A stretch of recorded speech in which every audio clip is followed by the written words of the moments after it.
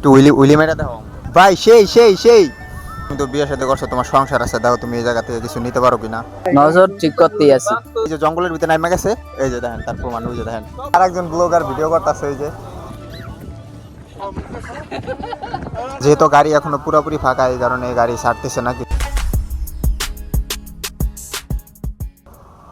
তো গাইস আমরা মাওয়া যাইতেছি এখন। আমরা সবার অনুভূতি নিব যে কার কি অনুভূতি হইতেছে। তো সবারই আমরা জিজ্ঞেস করি যে কার কাছে কিরকম লাগতেছে, কার ফিলিংস কিরকম।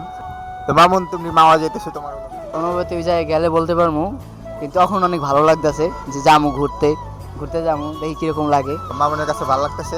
আমরা এই মহাসিনের এলাকা যাইতেছি। তোমার আজকে অনুভূতিটা ভালোই। আমি কিন্তু সময় যাই না, মামা ফার্স্ট যাইতেছি, এরকম একটু ভালো লাগতেছে। আমার দেশের বাড়ি জানি কোথায়? আমার দেশের বাড়ি গ্রামের বাড়ি কুমিল্লা। ভুলে গেছে ওর গ্রামের বাড়ি কোন জায়গা। মাইক্রোফোন তো এই জন্য ঘাবড়াই গেছি গা। মাইক্রোফোন আর ক্যামেরা দেখা ঘাবড়ায় গেছে, ঝামেলা হয়ে গেছে। তো গাইস আপনাদের সাথে দেখা হচ্ছে মাওয়ায় গিয়ে। যেহেতু গাড়ি এখনো পুরোপুরি ফাঁকা, এই কারণে গাড়ি ছাড়তেছে না, কিছুক্ষণ সময় লেট হবে আর কি গাড়ি ছাড়ার জন্য। ততক্ষণ পর্যন্ত আপনারা মাওয়া রোডের ভিউ দেখতে থাকেন। তো আপনাদের সাথে দেখা হচ্ছে মাওয়া গিয়ে।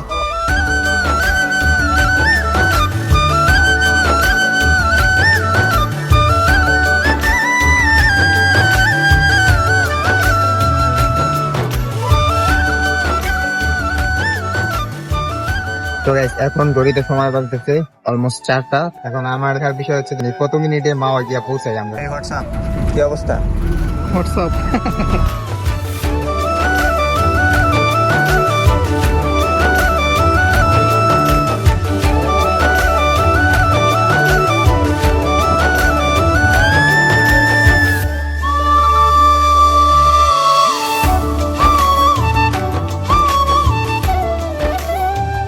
তো আমরা গাড়ি থেকে নামলাম, নামার পরে এখন আবার একটা অটো নিয়ে নিছি।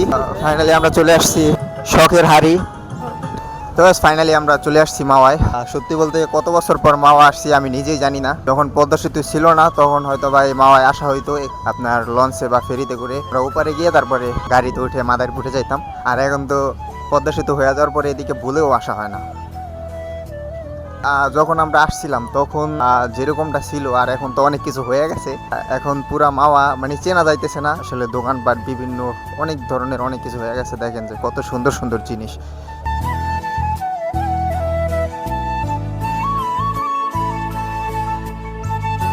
তো গাইস সত্যি বলতে যখন পদ্মা সেতু ছিল না তখন এই মাওয়াতে এত পরিমাণে ভিড় ছিল আর মানুষের এত পরিমাণে যাতায়াত ছিল, এক কথায় বলতে গেলে তখন পা ফালানোর মতো একটু জায়গা ছিল না। আর এখন যে মানুষগুলো দেখছেন এরা কেউ কেউ মাওয়ায় ইলিশ খাওয়ার জন্য আসছে আর কেউ কেউ মাওয়াটাকে ঘুরে দেখার জন্য আসছে। তুমি কি মাওয়া প্রথমে আসলা এই ফার্স্ট টাইম? সত্যি বলতে মাওয়া যদি বাইক নিয়ে আসা যায় তাহলে অন্যরকম একটা ফিল পাওয়া যায়। ভাই আমি যে স্পিড বোট যে কয়েক বছর পরে দেখছি এখানে আইসা, সেই যখন মানে এই পদ্মা নদী পাড়ি দিতাম কাঁঠালবাড়ি ঘাট নাকি বলে নাম, ওই দিকে থেকে যখন আমরা গাড়িতে উঠতাম তখন আসা হইতো। আর এই যে ফাইনালি দেখলাম স্পিড বোট কত বছর পরে। ফার্স্ট মামা আইলাম, এখন একটু ভিডিও করতেছি। এই যে জেবিএল নিয়ে আইছে সাথে করে। আমরা ভাবছিলাম যে পদ্মার মাঝখানে হয়তো বা যদি কোনো টট থাকতো তাইলে আমরা ওইখানে গিয়া হয়তো বা একটু এটাতে মিউজিক বাজায় একটু ফিল নিতে পারতাম, কিন্তু আশেপাশে কোথাও চর নাই, সব ডুবে গেছে। মামুন তুমি দেখো, তুমি তো বিয়ের সাথে করছো, তোমার সংসার আছে, দেখো তুমি এই জায়গা থেকে কিছু নিতে পারো কিনা। নিতেই আসছিলাম কিন্তু পছন্দ হয় না। তো আসেন আমরা পদ্মা নদীর নিচে যাব এখন। পদ্মা নদীর না মানে পদ্মা সেতুর নিচে যাব। আর দেখেন এখান থেকে পুরা পদ্মা সেতু দেখা যাইতেছে এদিক থেকে। আর এই যে দেখেন আমরা এখানে আসলাম, এই রাস্তাটা কোনো আসা হয় না, আজকে ফার্স্ট। হাতে এটা কি চালায় দেখছেন? এইগুলা আসলে আমাদের স্বপ্ন, এগুলা যে আমাদের কবে হবে আমরা জানি না। এমন ভাবে দেওয়া মানে এই তার কাটার বেড়াগুলা মনে হইতাছে যে আমরা ওই পাশে ভারত আর আমরা বাংলাদেশের ভিতর দিয়ে হাইটা যাইতেছি, তাই না? এরকম না?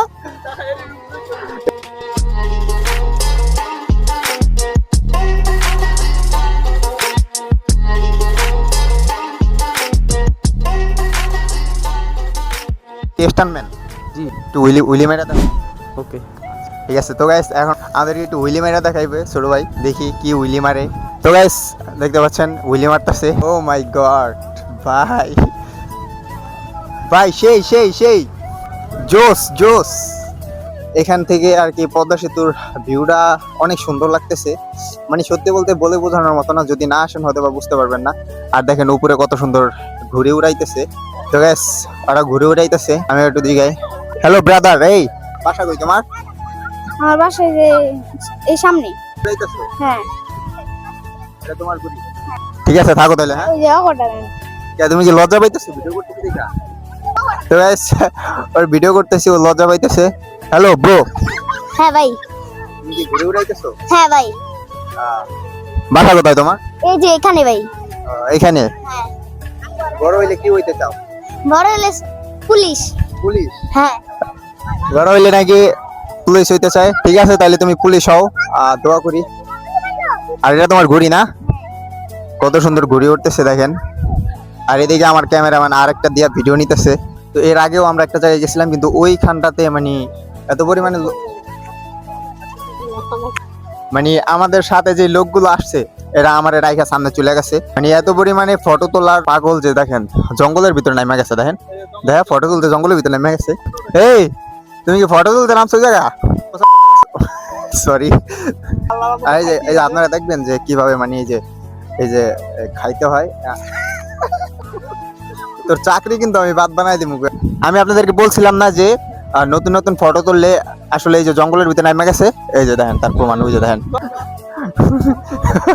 আফ্রিকার জঙ্গলের ভিতরে নেমে গেছে ভিডিও ফটো তোলার লেগা। আর ওই যে ক্যামেরাম্যান, ওই যে এই ভিডিওটা কিন্তু তোমাদের শরীয়তপুরের মেয়েরা দেখবে, যে শরীয়তপুরের ছেলেপেলেরা কতটা মানে ফটো তোলার পাগল থাকলে জঙ্গলের ভিতরে নাইমা যায় ভাই, কি করবো। যদিও আমরা মাদারীপুরের ছেলেরা এই সমস্ত জায়গায় ফটো তোলার লেগে নামি না। তুই ক্যামেরাটা ঠিকভাবে ধরবি, এককালে কানের। আরে দেখেন মানে এদের সাথে ঘুরতে আসছি, আমাদেরকে কোনো পাত্তাই দিতেছে না।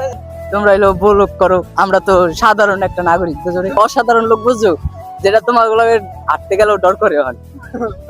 আমার লাগে হাঁটতে গেলে ডর করবো কেন? আমরা তো জাস্ট একটা সাধারণ পাবলিক, আমাদেরকে মানুষ কোনো দাম দেয় না, আমাদের ফালায় রেখা মানুষ ঘুরে যে যার মতো ঘুরে। আসলে আমাদের মতো ছোটখাটো মানুষকে কেউ দাম দেয় না। যেমন এই যে বড় ভাই শিবচরের মাইকটা যখন একজনের সামনে ধরি না, তখন মানে একজনের জবান বন্ধ হয়ে যায়। কি তুই কথা কস না, ও কথা কয়। আমার কথা শোনা যাইতেছে, ওই জায়গায় কেমনে মনে হয়। এই শরীয়তপুরের এরকম ভদ্র ছেলে, তোমার ফিলিংস কি? তুমি বিয়ে করছো, তোমার ছেলে সন্তান আছে, তোমার অনুভূতি কি? আসলে আমরা তো সিঙ্গেল। যেহেতু বানাইবা, আমি বিয়ে করছি, আর বানাইবা না। না এগুলা তো তুমি, এখন তোমার তো নজর ঠিক নেই। শরীয়তপুরের আপুরা যারা ভিডিও দেখেন আমার, তারা আসলে এই যে ছেলেটাকে একটু চিনে রাখেন, এই যে চেহারাটা ভালোভাবে চিনে রাখেন। ছেলেটা দেখবেন যেখানে, সেখানেই বলবেন যে মানে বিয়া তো। তুমি কি হবে আমার আবার নতুন করে লিখবো গল্প। তবে আমি জানি না ভিডিওটা কেমন হয়েছে, তবে আমি আমার মতো চেষ্টা করছি আপনাদেরকে দেখানোর। মানে সত্যি বলতে আমি যাদেরকে নিয়ে আসছি তারা একজন ফটো তোলা নিয়ে খুব বিজি, তাদেরকে খুঁজেই পাওয়া যায় না। তো এখন তারা কোথায় আছে আমি নিজেও জানি না। ফোন দিতে হবে, ফোন দেওয়ার পরে তাদেরকে খুঁজে বের করে তারপরে আবার একসাথে হবো। রাইট নাও গাইস, এখন আমাদের ঘোরাফেরা শেষ, আমরা অনেক এনজয় করছি, অনেক মজা করছি। যাই হোক এগুলা ক্যামেরার ভিতরে হয়তো বা দেখানো হয় নাই। এই যে এই জিনিসটা নিয়ে আসছি আমরা JBL দিয়া রাত্রেবেলা গান সেরা, তারপরে আমরা অনেক মজা করছি। আমরা ঘুরতে আসার পরে ছোট ছোট বাস পাইতেছি, ঠিক আছে। শুরুতে আমরা একটা জায়গা দিলে গেছি, এখানে ঘোরার মতো কিছুই ছিল না তেমন, কত হাঁটাহাঁটিটা। তারপরে আবার ডাবল ভাড়া দিয়া আমরা আবার পদ্মা সেতু দিশে আসছি। এখন আবার মানে অটো নিয়ে আসছি এমন একটা জায়গায় যেখানে মনে করেন কোনো কিছু পাওয়া যায় না, না পাওয়া যেতেছে CNG, না পাওয়া যেতেছে বাস। এখন আমরা যাইতেছি আবার ওই জায়গাটার নাম খানবাড়ি। এখন আমরা যাইতেছি খানবাড়ি। খানবাড়ি গেলে ওইখানে হয়তো বা CNG বা বাস টাস কিছু একটা পাওয়া যাবো। 2 hours later. অলরাইট গাইস, আমরা এখন যাত্রাবাড়িতে চলে আসছি ফাইনালি। তো শরীর প্রচুর পরিমাণে ক্লান্ত, যেহেতু মাওয়া গেছিলাম, এনজয় করলাম, আড্ডা দিলাম। যেহেতু আমার সাথে অনেকগুলা বন্ধু বান্ধব গেছিল, অনেক ভাই ব্রাদার গেছিল। তো ভিডিওটি কেমন লাগছে আমি জানি না, যদি ভালো লাগে তাহলে অবশ্যই কমেন্টে জানাই দিবেন। আর যারা যারা এখন আমার পেজটি ফলো করেন নাই তারা অবশ্যই আমার পেজটি ফলো করে দিবেন। আর যারা ভিডিওটি ইউটিউব থেকে দেখতেছেন তারা অবশ্যই আমার ইউটিউব চ্যানেলটি সবাই সাবস্ক্রাইব করে দিবেন।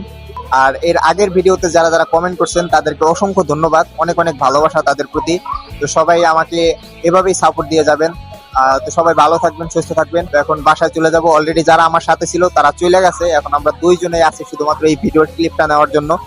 তো সবাই ভালো থাকবেন, সুস্থ থাকবেন, দেখা হচ্ছে পরবর্তী ভিডিওতে। টেক কেয়ার, আল্লাহ হাফেজ।